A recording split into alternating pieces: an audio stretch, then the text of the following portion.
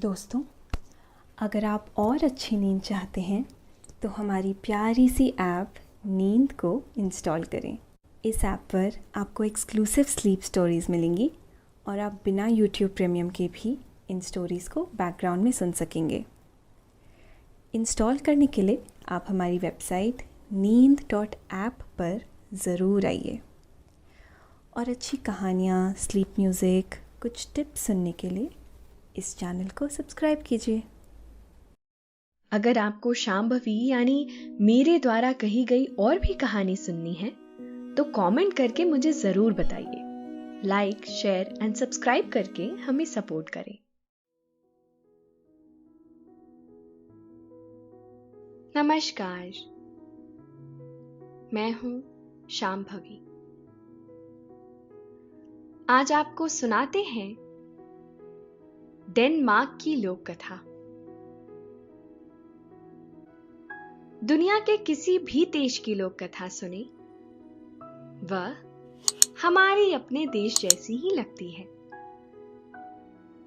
किसी राजा की कहानी, किसी किसान की कहानी या फिर किसी राजकुमार की कहानी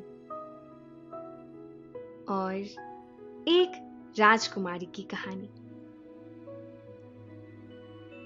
आज आपको सुनाते हैं डेनमार्क की लोक कथा।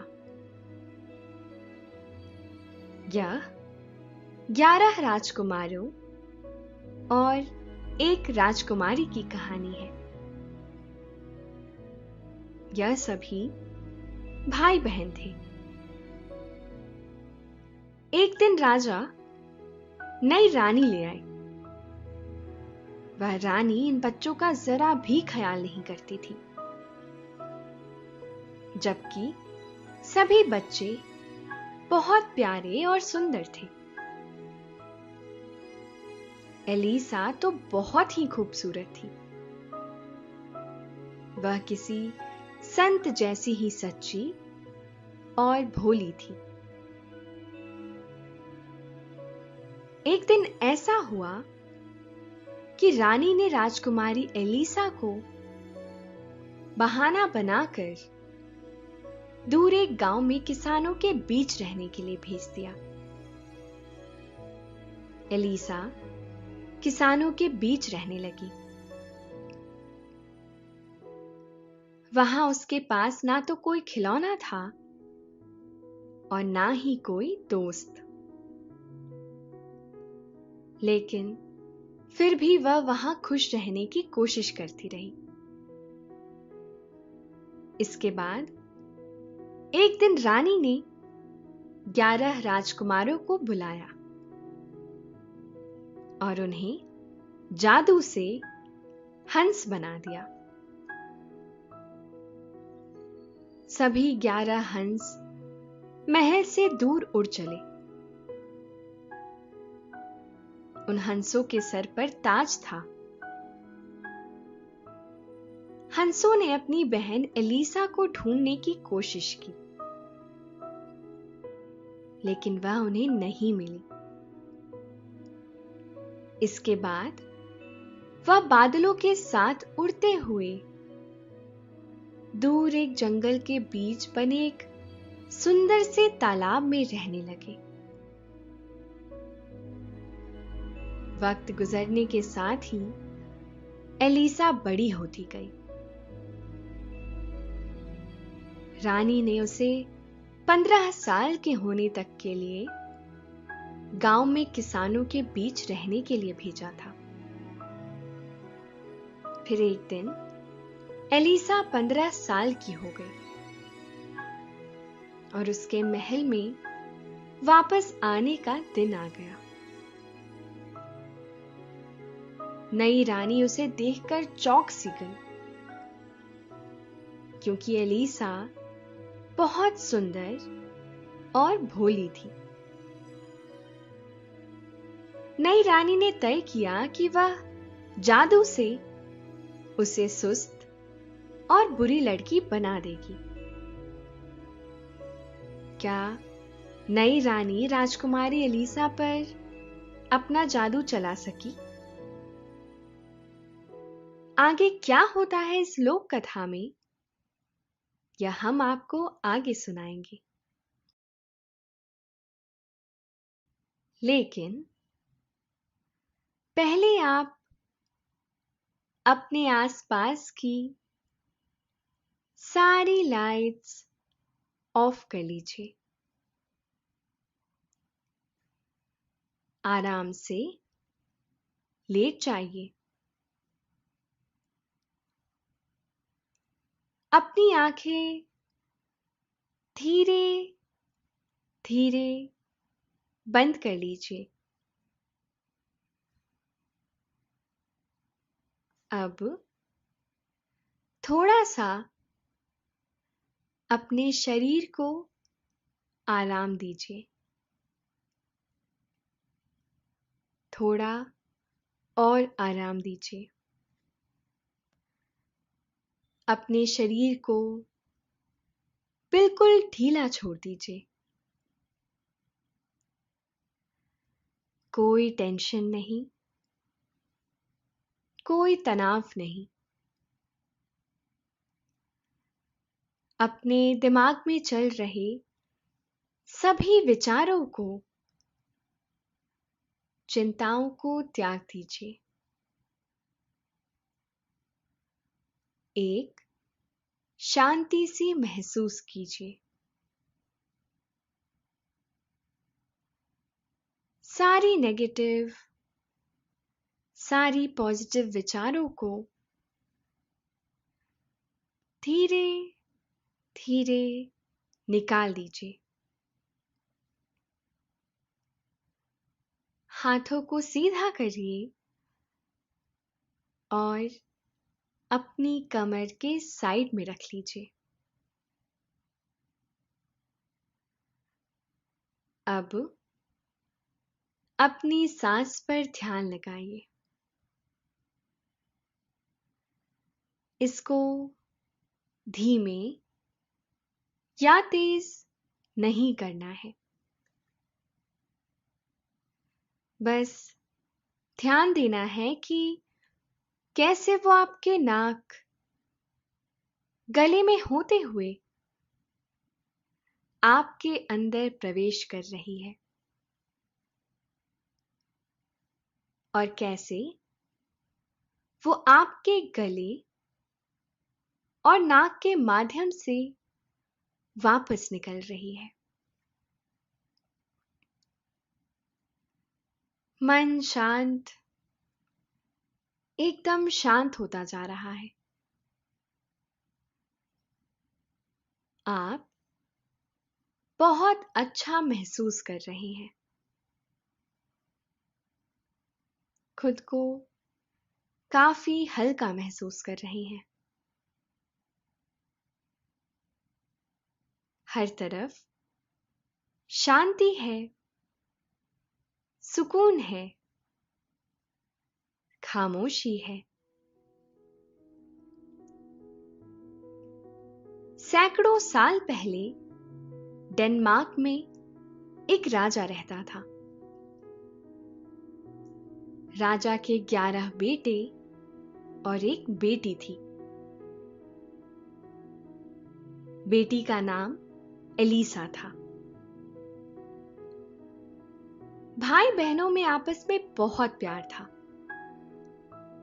वह सभी पढ़ते थे और फिर साथ खेलते थे।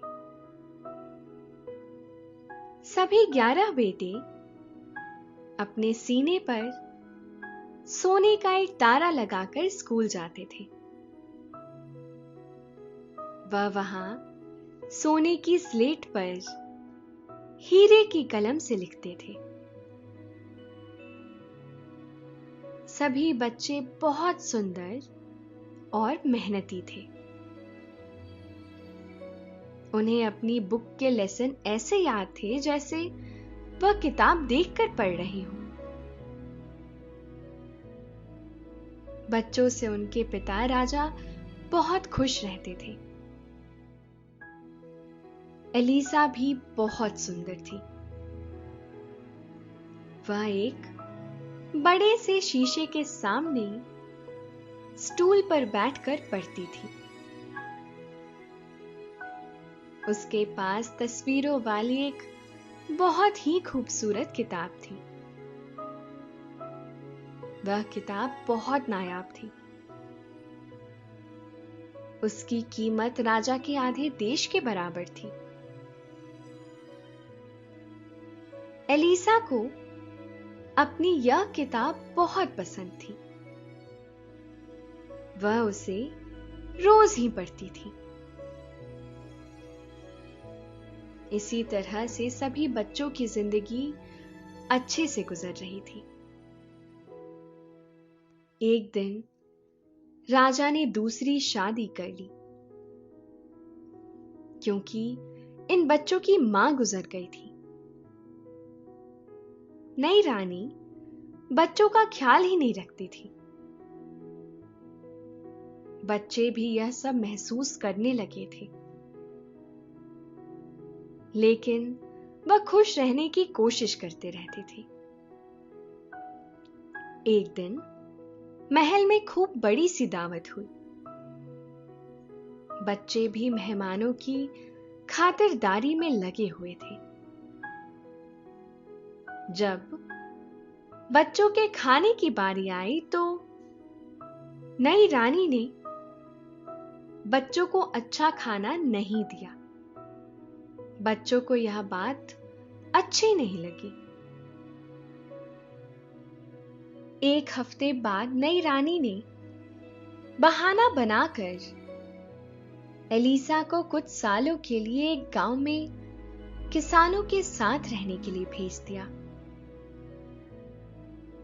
राजा ने जब एलिसा के बारे में पूछा तो नई रानी ने उनसे बहाना बना दिया और एलिसा किसानों के बीच रहने लगी। कुछ ही दिनों बाद नई रानी ने 11 राजकुमारों को अपने पास बुलाया और उनसे कहा, तुम लोग बड़ा पंछी बनकर उड़ जाओ और यहां से दूर चले जाओ और अपनी रोजी खुद ही कमाओ। सभी राजकुमार अचानक 11 सफेद हंसों में तब्दील हो गए। इसके बाद सभी हंस महल की बड़ी सी खिड़की से बाहर उड़ गए। अभी सुबह होने में कुछ देर बाकी थी। एलिसा अभी सोई हुई थी। हंस उसकी झोपड़ी पर उतर गए, जहां एलिसा सोई हुई थी। उन्होंने अपनी लंबी गर्दन को दाएं बाएं हर तरफ घुमाकर देखा। उन्होंने झोपड़ी की छत पर चोंच से आवाज की, अपने बड़े बड़े पंखों से भी आवाज की, लेकिन एलिसा उनकी आवाज नहीं सुन सकी और वह सोती रही। सभी 11 हंस वहां से उड़ गए और बादलों से ऊपर चले गए। उड़ते उड़ते वे सभी एक बड़े से घने जंगल में आ गए। यह जंगल दूर समुद्र तक फैला हुआ था। एलिसा सुबह उठी और हमेशा की तरह पेड़ के हरे पत्तों के साथ खेलने लगी, क्योंकि उसके पास खेलने के लिए कोई और चीज ही नहीं थी। एलिसा वहीं किसान की झोपड़ी में रहती और एक हरी पत्ती के साथ खेलती रहती, क्योंकि उसके पास खेलने के लिए कोई खिलौना ही नहीं था। वह पत्ते में छेद करके उसमें से सूरज की रोशनी को जमीन पर पड़ते देखती। जब सूरज की किरणें पत्ते के छेद से होकर उसके गालों पर पड़ती तो उसे यूं लगता कि जैसे उसके भाई उसे प्यार कर रहे हो। राजा ने जब काफी दिन राजकुमारों को नहीं देखा तो उसने नई रानी से बच्चों के बारे में पूछा। रानी ने बात को टाल दिया। इसी तरह से राजा जब भी बच्चों के बारे में पूछता तो नई रानी कोई ना कोई बहाना बनाकर बात को टाल देती। उधर एलिसा की झोपड़ी के चारों तरफ गुलाब के पौधे लगे हुए थे। उन पौधों में बहुत खूबसूरत गुलाब खिले हुए थे। एक दिन हवा चली तो सारे गुलाब के पौधे हिलने लगे। पत्तियों ने गुलाबों से फुसफुसाते हुए पूछा, तुमसे ज्यादा खूबसूरत और कौन हो सकता है? फूलों ने जवाब दिया, हम नहीं, एलिसा। एक इतवार की दोपहर किसान की पत्नी अपनी झोपड़ी के दरवाजे पर बैठी एक किताब पढ़ रही थी। हवा से किताब के पन्ने उड़ने लगे। हवा ने किताब से पूछा, तुमसे बड़ा संत और कौन हो सकता है? जवाब में किताब ने कहा, मैं नहीं, एलिसा। गुलाबों ने भी हां में हां मिलाते हुए हवा से कहा, यह किताब बिल्कुल सही कह रही है। धीरे धीरे एलिसा 15 साल की हो गई। अब उसे घर वापस जाना था। नई रानी ने देखा कि एलिसा तो बहुत ज्यादा सुंदर है। यह बात उसे पसंद नहीं आई। वह एलिसा को भी हंस में बदलना चाहती थी, लेकिन मुश्किल यह थी कि राजा बेटी एलिसा से मिलना चाहता था। नई रानी सुबह अपने संगमरमर के बने हमामा में नहाने के लिए गई। वह अपने साथ 3 मेंढक लेती हुई गई। उसने एक मेंढक से कहा, जब एलिसा नहाने आए तो तुम उसके सर पर बैठ जाना, ताकि वह तुम्हारे जैसी आलसी हो जाए। इसके बाद उसने दूसरे मेंढक से कहा, जब एलिसा नहाने के लिए आए तो तुम उसके माथे पर बैठ जाना, ताकि वह तुम्हारे जैसी बदसूरत बन जाए। इसके बाद नई रानी ने तीसरे मेंढक से कहा, तुम चुपके से उसके दिल की जगह पर बैठ जाना, ताकि उसके मन में हमेशा बुरी बुरी ख्वाहिशें पैदा हों। इसके बाद नई रानी ने तीनों मेंढक को बाथ टब के खुशबू भरे पानी में छोड़ दिया। पानी में जाते ही वह मेंढक पानी के ही जैसे हो गए। इसके बाद रानी ने एलिसा को बुलाया और उसे नहाने के लिए कहा। एलिसा नहाने के लिए जब बाथ टब में उतरी तो एक मेंढक उसके सर पर जाकर बैठ गया। दूसरा मेंढक माथे पर जाकर बैठ गया और तीसरा मेंढक उसके सीने पर जाकर बैठ गया।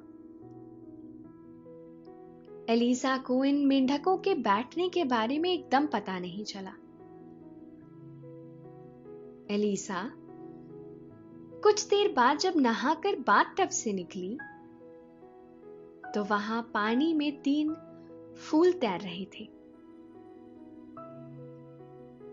तीनों ही मेंढक एलिसा से छू जाने भर से फूलों में तब्दील हो गए थे। एलिसा संत जैसे सच्ची और भोली थी। यही वजह थी कि नई रानी के जादू का उस पर जरा भी असर नहीं हुआ। जल्द ही नई रानी को मालूम चल गया कि उसके जादू का एलिसा पर जरा भी असर नहीं हुआ। वह एलिसा को लेकर अपने कमरे में गई और उसका मेकअप करने के बहाने उसके पूरे शरीर पर अखरोट का रंग मल दिया। इसकी वजह से उसका पूरा शरीर कत्थई रंग का हो गया।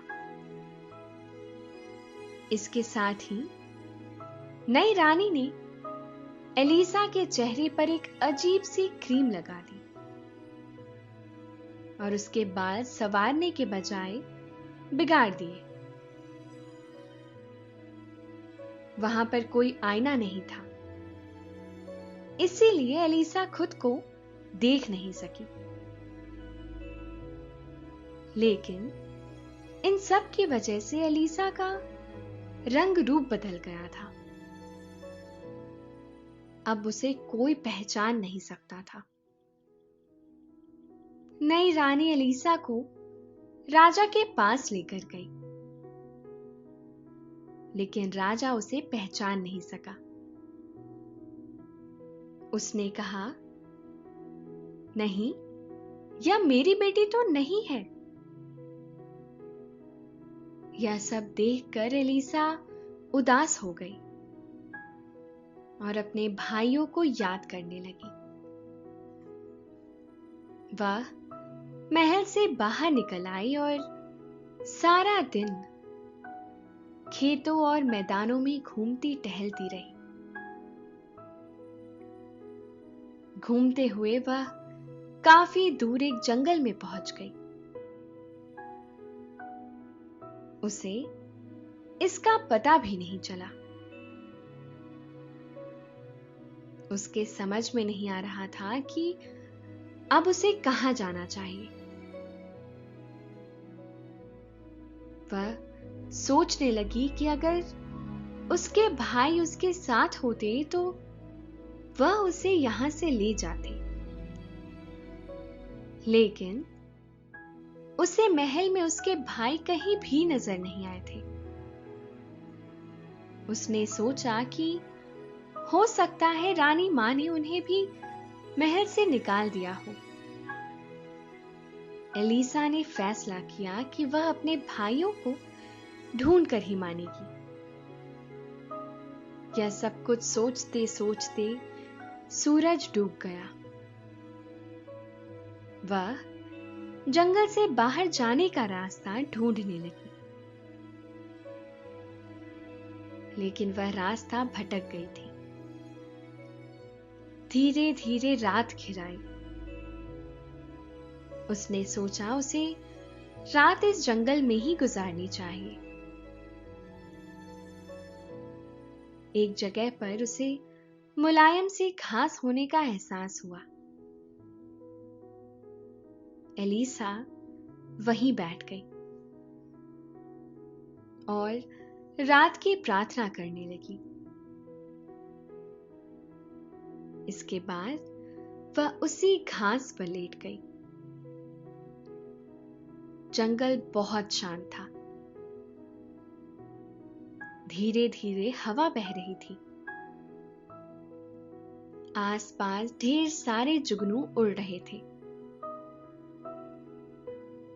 रात के अंधेरे में उनकी रोशनी बहुत भली लग रही थी।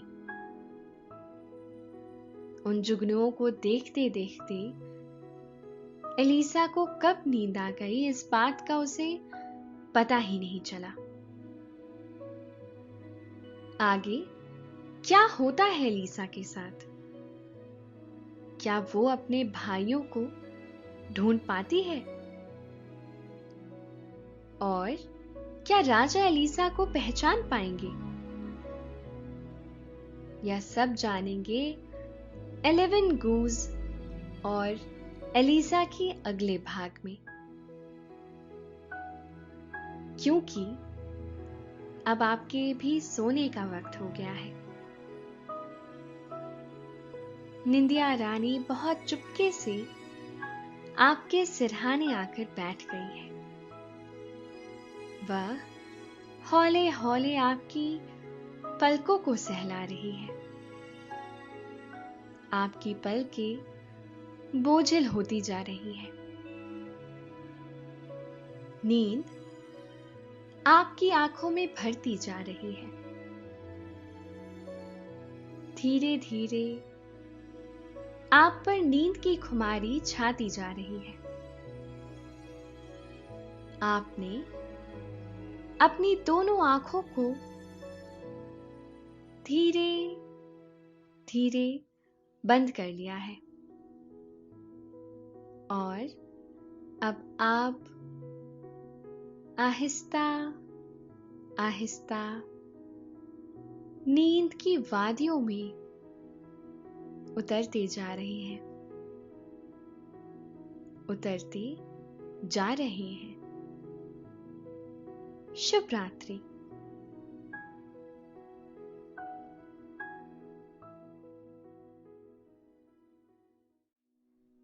दोस्तों, इस कहानी के अगले भाग को सुनने के लिए आपके अपने प्यारे से ऐप नींद को इंस्टॉल करें।